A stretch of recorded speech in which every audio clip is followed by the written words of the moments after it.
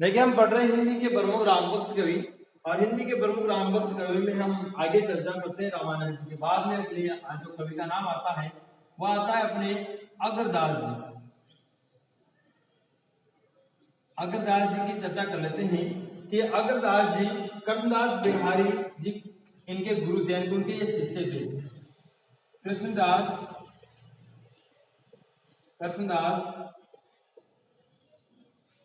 बिहारी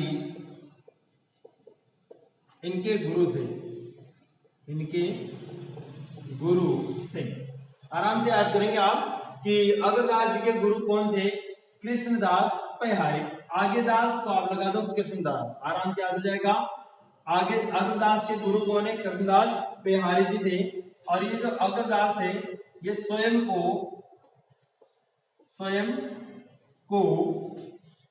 सीता की सखी मानकर, स्वयं को सीता की सखी मानकर काव्य रचना करते थे। बहुत इंपॉर्टेंट प्रश्न है, पूछा जा सकता है कि स्वयं को सीता की सखी मानकर काव्य रचना करने वाले रामभक्त कवि कौन थे? तो आप बताएंगे अग्रदास। और इसे कैसे याद करेंगे?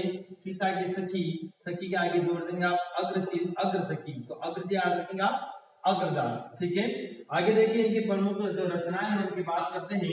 इनकी प्रमुख रचनाएं हैं, यहाँ लिख देते हैं इनकी प्रमुख रचनाएं। देखिए इनकी प्रमुख रचनाएं कौन कौन सी हैं? ध्यान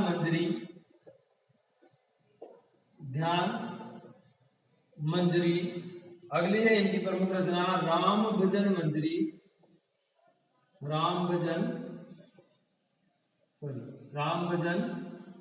मंजरी। फिर आगे इनकी रचना आती है अष्टयाम। फिर आगे रचना आती है इनकी उपासना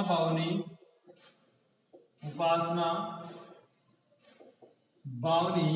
अगले इनकी प्रसिद्ध रचनाएं हितोपदेश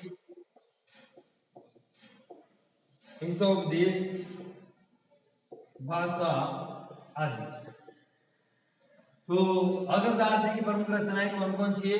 ध्यान मंजरी, राम भजन मंजरी, अष्टयाम, उपासना बावनी, हितोपदेश भाषा आदि। अब देखिए आप इनको हमें याद करना है, तो एक शानदार ट्रिक से याद करेंगे। वैसे तो आप चाहो तो ध्यान रख सकते हो।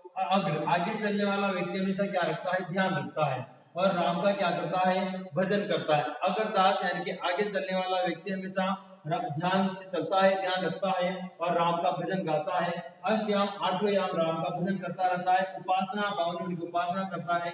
हितोपदेश, हित के लिए उपदेश देता है। जो आगे व्यक्ति चलता है वो क्या क्या करता है? ध्यान रखता है, राम के भजन करता है, अष्टयाम भजन करता है, उपासना करता है राम के, और हित के उपदेश वो देता रहता है। फिर भी आप देखिए, ये ट्रिक में आपको और लिखा देता हूं, अगर इससे भी याद नहीं हो तो आपको इस ट्रिक से और ज्यादा सुविधा मिलेगी कि अग्रदास की, देखिए आप बहुत बढ़िया ट्रिक है, अग्रदास की राम उपासना ही, ऐसे करेंगे आप, राम उपासना ही ध्यान अष्ट है। ये लाइन याद कर लो कि अग्रदास की राम उपासना ही ध्यान अष्ट है। उनका राम जो उपासना करना है उनका ध्यान अष्ट है भाई। तो कैसे देखो आप, अग्रदास की से हो गई, अग्रदास की रचनाएं हैं। राम से हम याद करेंगे राम भजन मंजरी, उपासना से याद करेंगे हम उपासना बावनी, ही से याद करेंगे हम हितोपदेश भाषा, ध्यान से आप याद करेंगे ध्यान मंजरी, अष्ट से आप याद करेंगे अष्टिया। ये कि अग्रदास की राम उपासना ही ध्यान अष्ट है, अग्रदास की राम उपासना ही ध्यान अष्ट है। आराम से याद कर सकते हो आप इनकी। तो ये देखो हमने अग्रदास जी का नॉर्मल तो मेन जो परिचय था वो पढ़ा है। आगे देखिए आप अगले जो राम भक्त कवि आते हैं, राम भक्त काव्यधारा के राम भक्त कवि आते हैं, उनका नाम है ईश्वरदास। कौन है?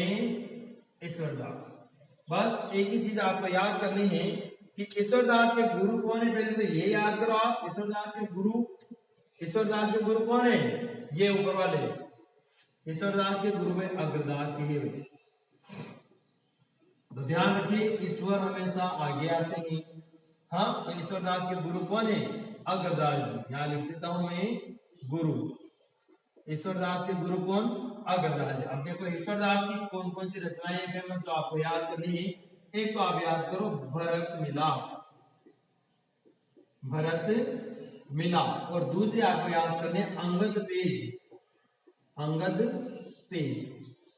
ये लीजिए ईश्वरदास की दो रचना याद करनी है, Bharat Milap Angad page, Bharat Milap Angad page, Bharat Milap Angad page. Ishwardas Bharat को मिला दिया, अंगद को पेज दिया, किसने? ईश्वर ने। ईश्वर ने भरत मिलाप करा दिया, अंगद पेज दिया। तो आप याद करेंगे भरत मिलाप अंगद पेज, और याद करो भरत अंगद ईश्वर, है ना, भरत अंगद ईश्वर। तो भरत मिलाप अंगद पेज किसकी रचनाएं हैं? ईश्वरदास जी की फेमस रचनाएं हैं भाई। आप देखिए आगे अगरदास, अगरदास का साथ प्यारे इनके गुरु हैं, स्वयं को सीता के सखी मानकर रचना करते थे। रचनाएं ज्ञान मंजरी, ज्ञान राम भजन मंजरी, अष्टयाम उपासना बावनी, हितोपदेश भाषा आदि। अगरदास की राम उपासना ज्ञान अष्टय, ये ट्रिक से आप याद करेंगे। ईश्वरदास अगरदास इनके गुरु हैं। भरत मिलाप और अंगद पेज इन्होंने इनकी प्रसिद्ध रचनाएं हैं। तो आप आराम से याद कर सकते हो भरत मिलाप अंगद पेज किसकी रचनाएं हैं? ईश्वरदास की। ईश्वर ने भरत और अंगद को मिला दिया या भरत का मिलाप करा दिया। ऐसे कुछ भी आप ट्रिक बनाएं, देखो थोड़ा सा लिंक आपको जोड़ना पड़ता है, वरना ऐसे याद नहीं रहती चीजें, भूल जाते हैं। थोड़े दिन याद रहेगी फिर भूल जाओगे, लेकिन आप अगर ऐसे लिंक कुछ ट्रिक बना लोगे तो वहां आप जब भी क्वेश्चन करोगे, जब आप परीक्षा में बैठोगे और वहां पर जब आप क्वेश्चन करोगे तो आराम से आप उसका आंसर निकाल सकते हो। देखिए कुछ और राम भक्त कवि हैं, उनकी चर्चा भी कर लेते हैं आगे। और दोस्तों हमारे चैनल को जरूर सब्सक्राइब करें भाई, सब्सक्राइब करोगे तो हम और ज्यादा आपको अच्छे से पढ़ा पाएंगे। देखो हमें आपसे ही मोटिवेशन मिलता है। तो देखिए अगले राम भक्त कवि का नाम लिखेंगे हम नाभादास, नाभादास, नाभादास। देखिए नाभादास इनका वास्तविक नाम था प्राणदास नाभ,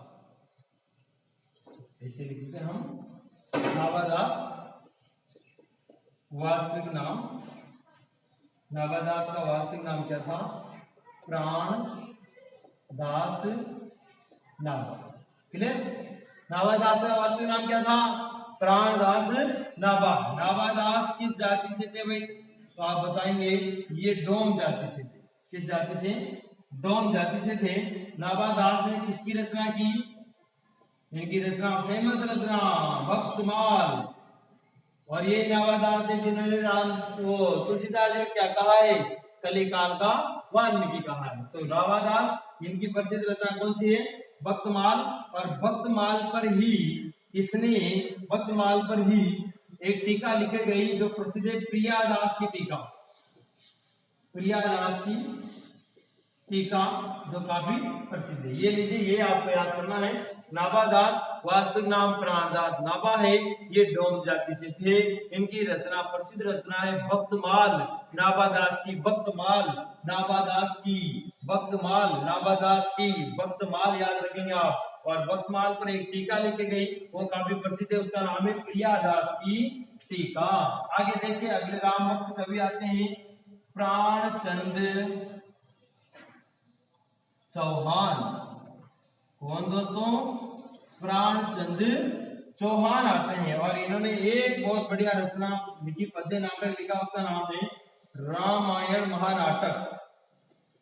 रामायण महानाटक जो कि क्या है कि एक पद्य रचना है, पद्य रचना। तो ये लोग ये क्या याद रखनी है? प्राणचंद चौहान ने क्या लिखा? रामायण महानाटक। क्या लिखा? रामायण महानाटक लिखा, जो कि पद्य नाटक, सॉरी पद्य नाटक है, पद्य नाटक है। आगे देखिए अगले आते हैं अपने लास्ट राम भक्त काव्यधारा में हम एक और लिख लेते हैं केशवदास। इनका राम भक्त काव्यधारा में क्या योगदान है? देखिए केशवदास ने राम भक्त से संबंधित क्या लिखी? रामचंद्रिका। क्या लिखी? रामचंद्रिका। रामचंद्रिका नामक कवि की रचना की जो अपने संवाद शैली के लिए प्रसिद्ध है।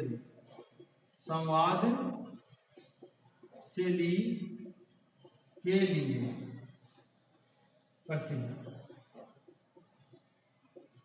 ये लीजिए अपने हिंदी के प्रमुख राम भक्त कवि कंप्लीट हो गए हैं। जो हमने शुरू से पढ़ना शुरू किया था तुलसीदास जी वगैरह सब कंप्लीट कर लिए हमने। दोबारा देख लो, नावादास वास्तविक नाम रामदास नावा जाति व्योम रचना भक्त मार्ग प्रियादास की टीका प्रसिद्ध इस पर लिखी गई। प्राणचंद्र चौहान का एक याद करो आप तो रामायण महानाटक, ये सब दास का याद करो आप रामचंद्र का, ये सब राम भक्ति काव्यधारा के कवि हैं और इन्होंने राम भक्ति काव्यधारा में जो जो योगदान दिया, जो जो कविताएं लिखी वो हमें याद कर लेनी है और हमारे चैनल को सब्सक्राइब करना ना भूले। धन्यवाद।